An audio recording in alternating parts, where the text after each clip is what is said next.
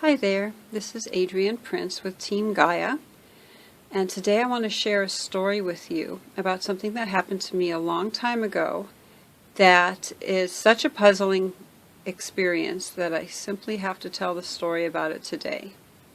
Today's March 7th, 2014, and it's been 6 days, almost to the very hour, since my little brother Brian crossed out of this realm and into his adventures in the next realms. And I say his adventures in the next realms because, as you'll see from this experience, I believe it indicates there is not only life after death, but realms and realms in which we have our activity, and that we keep being, and we keep learning, and we keep doing things, just like they always said.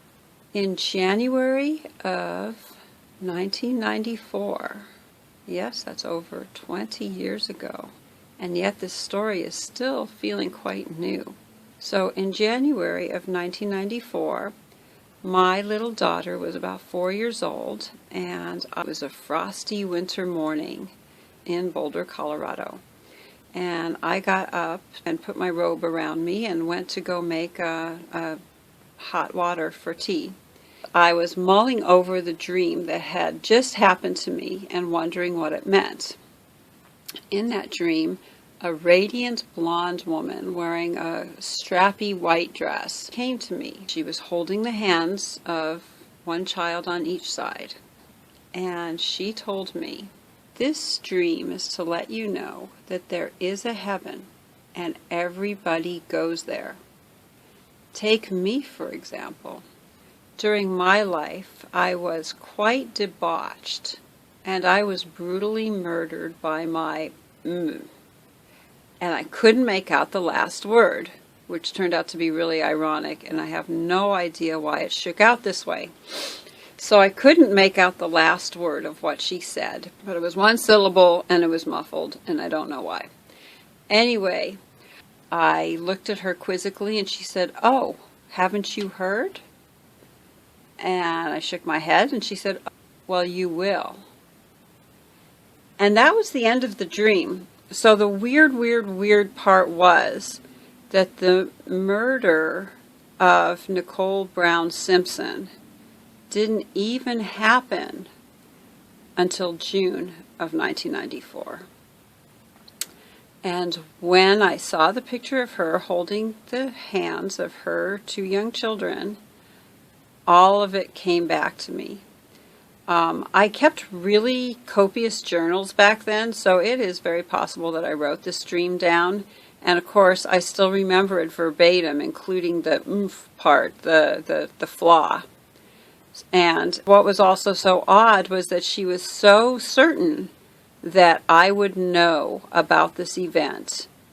She was so certain, even then after death, of OJ's celebrity, that she had no doubt at all that this was going to be a widespread news event.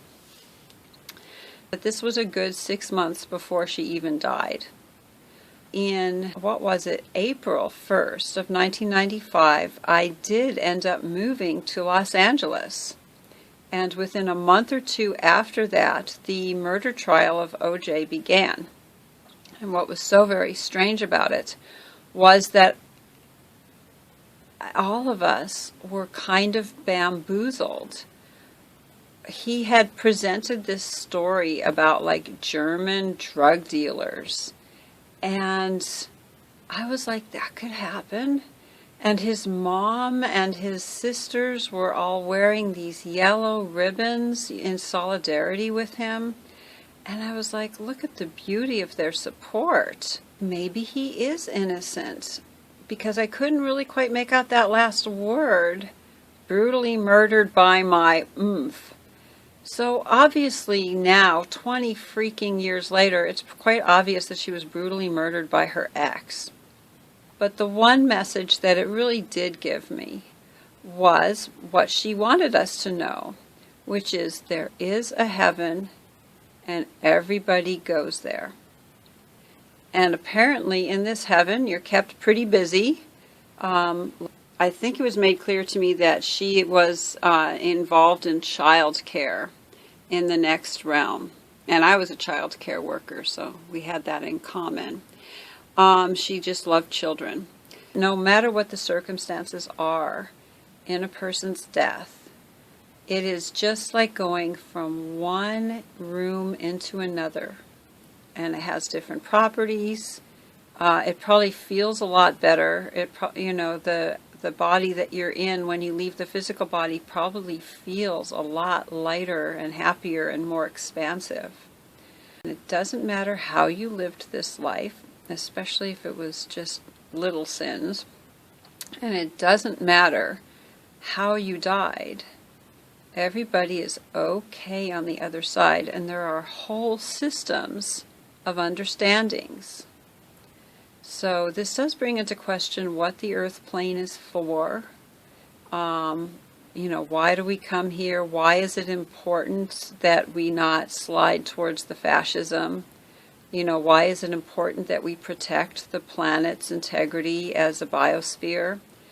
It brings up some really, really interesting questions that I have some ideas about.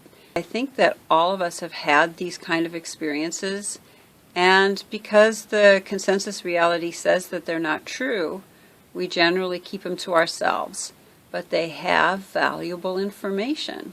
So thank you so much for listening. You're always welcome to transcribe, translate, and mirror these videos. Feel free to subscribe to this YouTube channel.